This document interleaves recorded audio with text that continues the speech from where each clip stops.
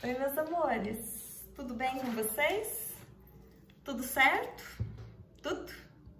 Aqui tudo certo também, tudo certo. Fora, sim, a minha vontade de falar, de praticar meu inglês, mas eu tenho um pouco de receio de cair, né, de estar nas redes sociais e as pessoas perceber o grande domínio linguístico que eu tenho. Então, eu só vou falar de ciências mesmo, tá? Porque meu domínio é fenomenal, né? Eu sou uma inglesesa de mão cheia, assim, né? Então, amores, hoje nós vamos falar de célula. O que é célula? Nós sabemos mais ou menos o que é célula.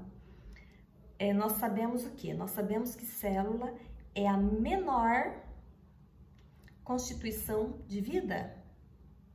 Sabemos que todo ser vivo é constituído por célula.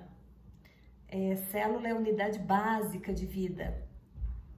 Sabemos que existem organismos formados por uma célula, que são unicelulares, mais de uma célula, pluricelulares ou multicelulares.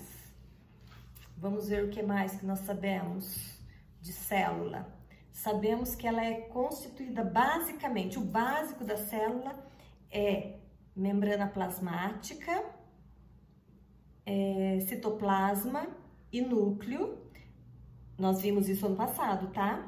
Membrana plasmática é o que fica, é só a membraninha que fica em volta dela, é o que delimita, é o que dá limite à célula. Ela tem o poder de controlar o que entra e o que sai de dentro da célula. Citoplasma é a maior porção da célula, é uma porção gelatinosa e é nela que se encontram as organelas citoplasmáticas, e o núcleo é onde se encontra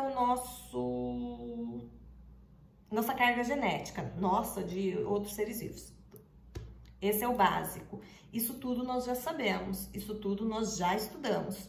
Então agora nós vamos aprofundar um pouquinho mais, ok? Página 10.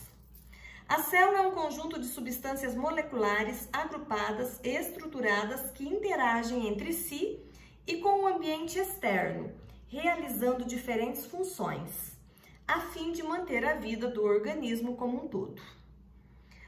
Os estudos sobre a célula iniciaram com o cientista Robert Hooke, em 1665, por meio da observação em microscópio de um fragmento de cortiça, material obtido da casca do tronco de uma planta e utilizado na produção de rolhas, quadros, entre outros. A rolha, aquela que tampa a garrafa de vinho, aquilo é uma cortiça. Então, Robert Hooke pegou a casca de uma árvore, né, e ele tirou camadas bem fininhas para poder observar. Ao observá-la, ele viu que a cortiça é formada por vários espaços semelhantes a poros, aos quais ele deu o nome de célula, por significar o diminutivo da palavra cella. Posteriormente, outros cientistas, em seus experimentos, observaram a presença de organismos formados por uma única célula, em materiais como gotas de água, de lagos e na saliva. E também observaram que plantas e animais são formados por células. A partir desse conjunto de informações, chegou-se ao que conhecemos atualmente como teoria celular, na qual se afirma. Então, a teoria celular afirma que célula é a unidade básica de vida. Os seres vivos são formados por uma ou mais células. As células surgem a partir de outras células. Ou seja, não vai surgir uma vida da lapiseira, tá? A lapiseira não é formada por célula, ela é formada por átomos. E não vai surgir uma lapiseirinha da matéria bruta. Então, para surgir uma vida, ela tem que ser, ela vem a partir de uma outra vida. As células possuem uma estrutura básica formada por membrana plasmática, o envoltório da célula, o citoplasma, caracterizado como um material fluido no interior da célula, e o material genético, que está no núcleo. A presença de um núcleo celular, individualizado pela carioteca ou membrana nuclear, diferencia a célula em eucariontes e procariontes. Células eucariontes são células mais complexas. Elas têm um material genético, o núcleo, dentro do núcleo que é delimitado por uma membrana. Células procariontes são células mais primitivas.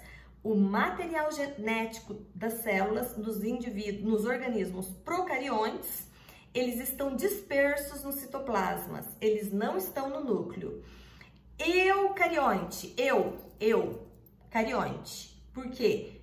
Porque minha célula é complexa. Procarionte primitivo. Tudo bem? É muito fácil separar. É muito entender. A eu, você, nó, eucarionte. Procarionte primitivos. Sendo que na primeira, o núcleo encontra-se individualizado pela carioteca e na segunda, a carioteca está ausente, ou seja, não existe. E o material genético fica disperso no citoplasma. Ok? Ai, que bom. Tipos de células e funções das organelas. Essas organelas são as organelas citoplasmáticas. Cada uma tem uma função. Então, nós temos mitocôndria, ribossomos, lisossomos, complexo golgiense. Cada um tem a sua função. Essas organelas, elas estão no citoplasma. Então, nós vamos falar um pouquinho de cada uma, tá? Tipos de célula. Nós temos células animal e células vegetal. Tem diferença de uma para outra? A vegetal das plantas, elas possuem cloroplasto. A animal, a nossa, não tem cloroplasto. Será que tem mais alguma diferença? Nós vamos ver agora. As células podem ser encontradas de diferentes formas e realizar funções distintas, ou seja, diferentes.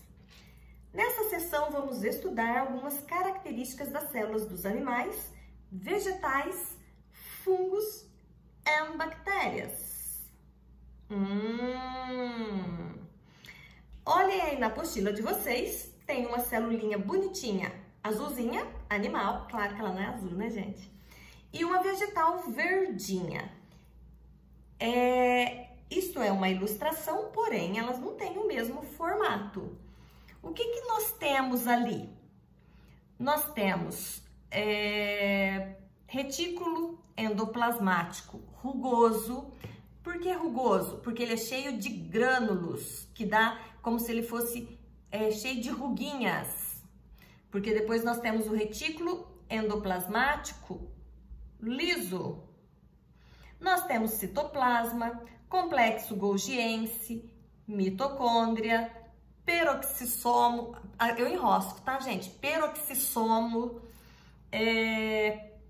o cloroplasto na vegetal, vacúolo, parede celular. Olha lá, vê se tem parede celular no animal. Tem? Acharam? Não? Olham de novo. Não tem, tá bom? Então, tem algumas organelas que estão presentes na vegetal, mas não na animal. Tudo bem? Será que é porque a vegetal, ela é capaz de produzir o próprio alimento dela, por ela ser um ser autótrofo? Será que isso tem alguma relação? Sei lá. Faço nem ideia. Vocês sabem? Não também? Não? Vamos ver se tem alguma coisa aqui, né? Se tiver, a gente já descobre.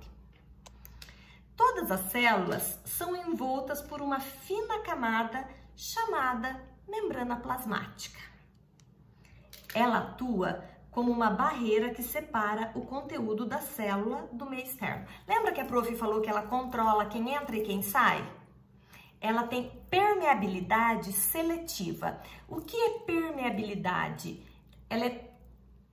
Imagina um filtro.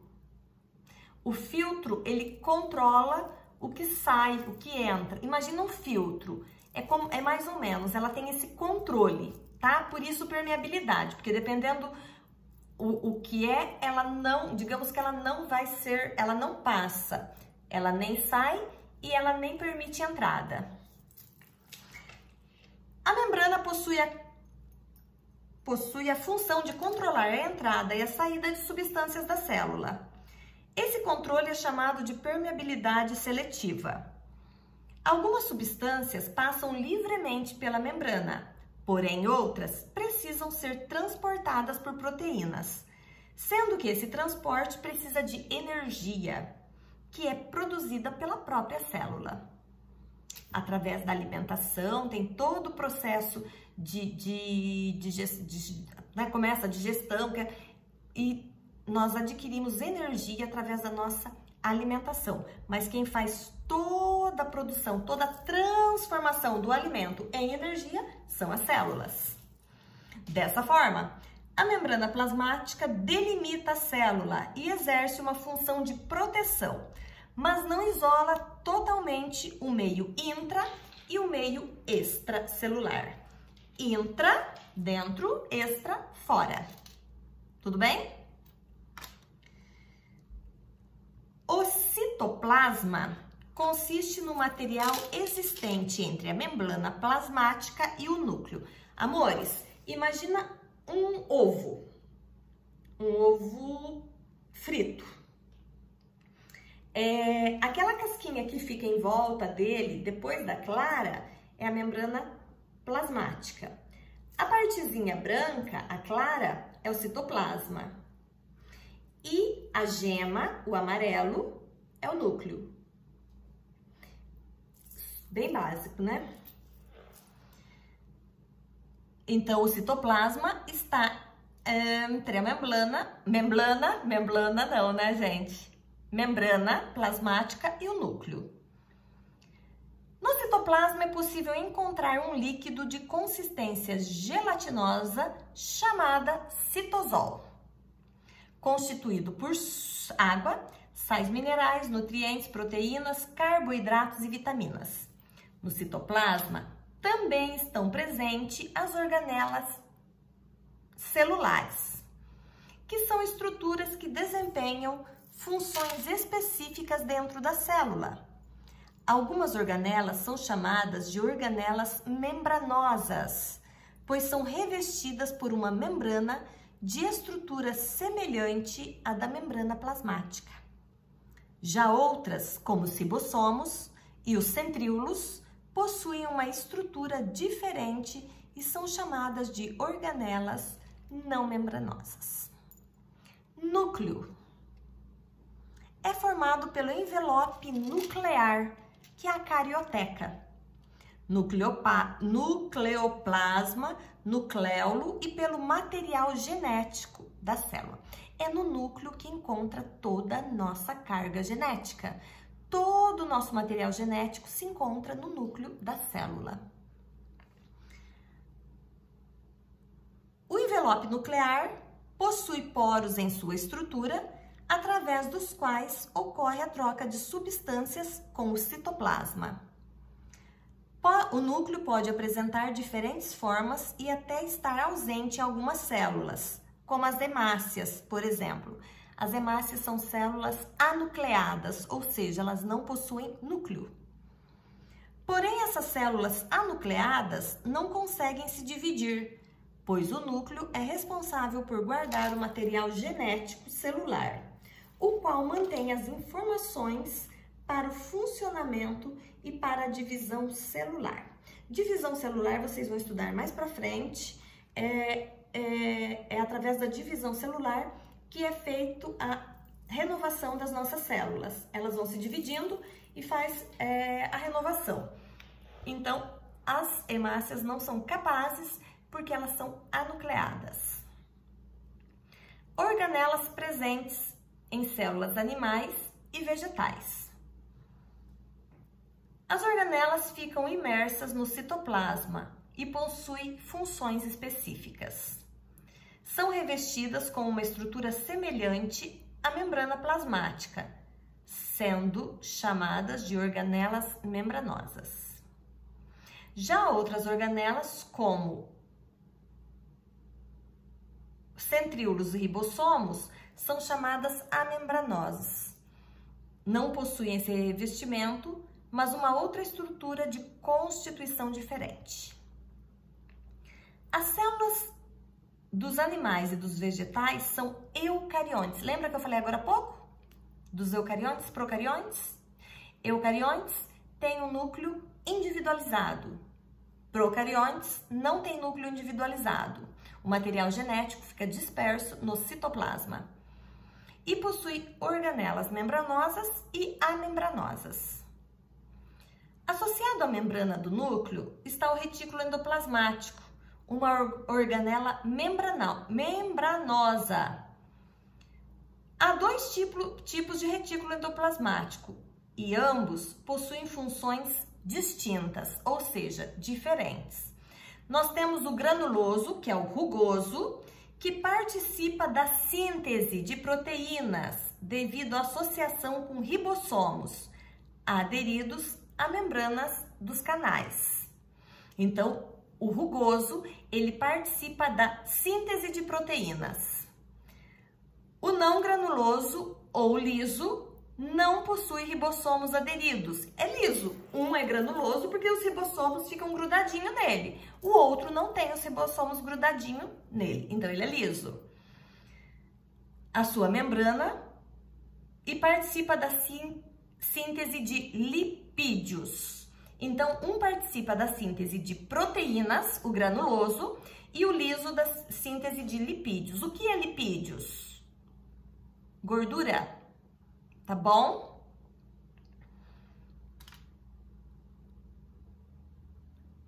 As organelas responsáveis pelo processo de síntese de proteína são os ribossomos. Não é o rugoso que faz a síntese de proteínas e ele não tem aderido a ele os ribossomos? Então, os ribossomos que são responsáveis pela síntese de proteínas,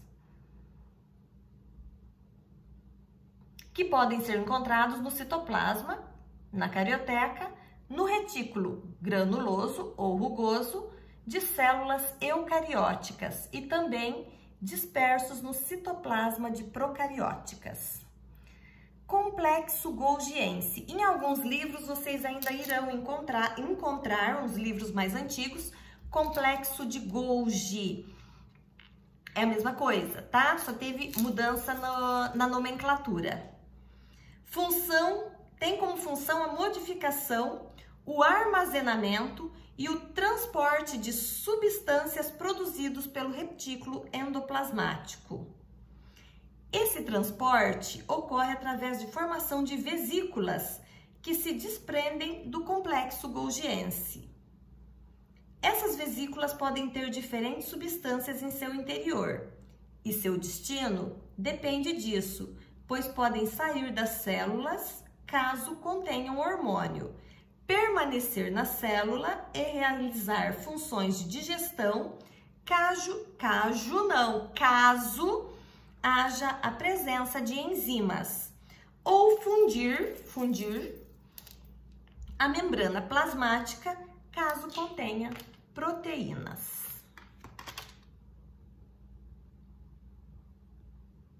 A prof demora porque eu tenho que ir mexendo na tela do computador, tá? Eu não tenho apostila. Lisossomos. Organelas membranosas com formato de vesículas, que contêm enzimas digestivas em seu interior. Atuam na digestão intracelular, dentro da célula, ou seja, a degradação de substâncias no interior da célula. Mitocôndrias, responsáveis pela respiração celular, na presença de oxigênio. Através desse processo, consegue obter energia química a partir da quebra de alimentos. Centríolos, organelas não membranosas, formadas por estruturas proteicas chamadas microtúbulos.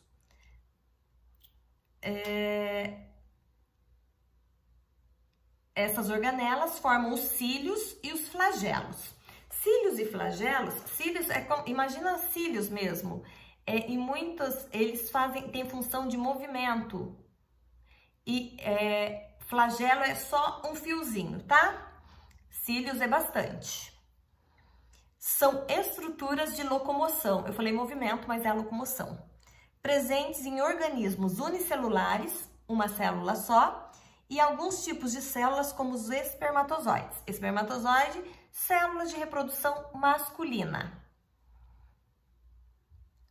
Também auxiliam na movimentação das organelas celulares dentro da célula.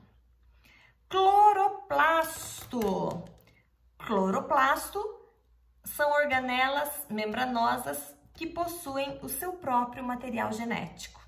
Estão presentes nas plantas e nas algas, organismos fotossintetizantes. Lembra que lá no começo a prof falou que nós não temos? Elas são dos vegetais. No interior do cloroplasto é encontrado a clorofila, um pigmento de coloração verde utilizado no processo de fotossíntese. Então é por isso que nós não temos, porque nós não fazemos fotossíntese. Parede celular. É uma camada externa à membrana plasmática, presente em vegetais, fungos e bactérias. Nós não temos também. São as duas organelas que estão nos vegetais e não nos animais. É constituída principalmente por celulose e responsável por revestir a membrana plasmática, mantendo sua forma e protegendo a célula vegetal sem prejudicar a troca de substâncias com o meio. Tudo bem? Tudo.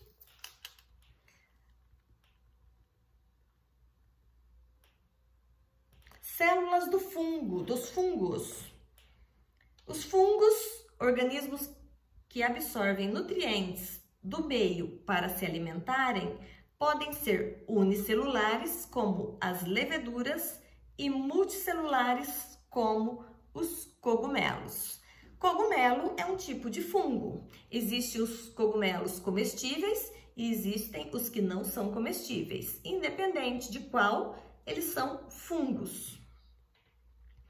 Apresentam parede celular, membrana plasmática, citoplasma, núcleo, vacúolo e mitocôndrias, além das organelas membranosas, como complexo de Golgiense e retículo endoplasmático, e não membranosas como os ribossomos. Célula da bactéria. Há organismos, como as bactérias, cujas células não apresentam núcleo nem organelas membranosas. As células bacterianas apresentam parede celular, membrana plasmática, citoplasma e ribossomos. O material genético fica concentrado em uma região do citoplasma, chamada nucleoide. As células bacterianas são ditas procariontes. Por isso que elas não têm núcleo, porque são procariontes. Quando tem o núcleo, eucariontes. Uma vez que o material genético não encontra individualizado, ou seja, dentro do núcleo. Tamanho da célula.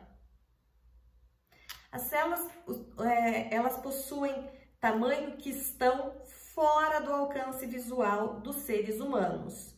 E por isso, para estudá-la e ser possível a visualização, é necessário a utilização de uma ferramenta que se tornou importante no mundo da ciência, o microscópio.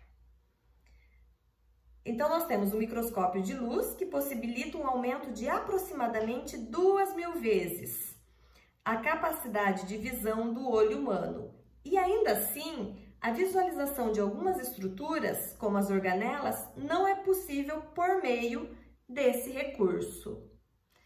Pequenininhas, né? Apenas o núcleo, a parede celular, os cloroplastos e o citoplasma são vistos por meio do microscópio de luz. Nós temos o microscópio eletrônico, eletrônico de varredura e o eletrônico de transmissão.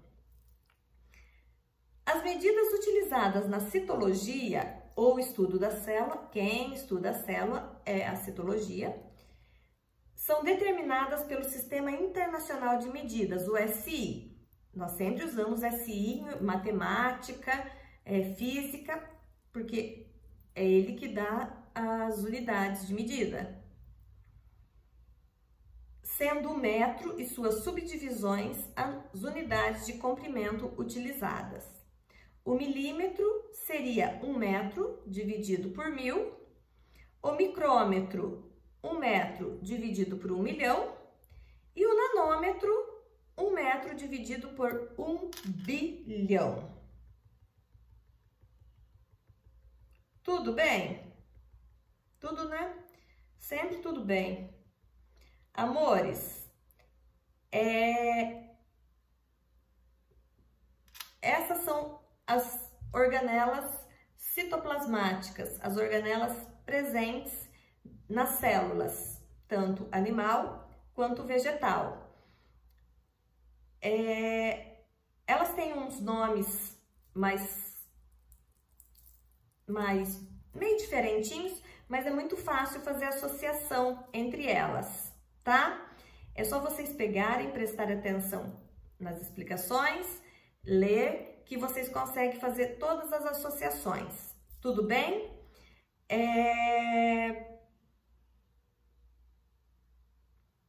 A prof vai pedir os exercícios, daí para vocês enviarem, mas eu coloco na plataforma e vocês estudem, tá? Beijinhos, morrendo de saudade de vocês e até daqui a uns dias, se Deus quiser.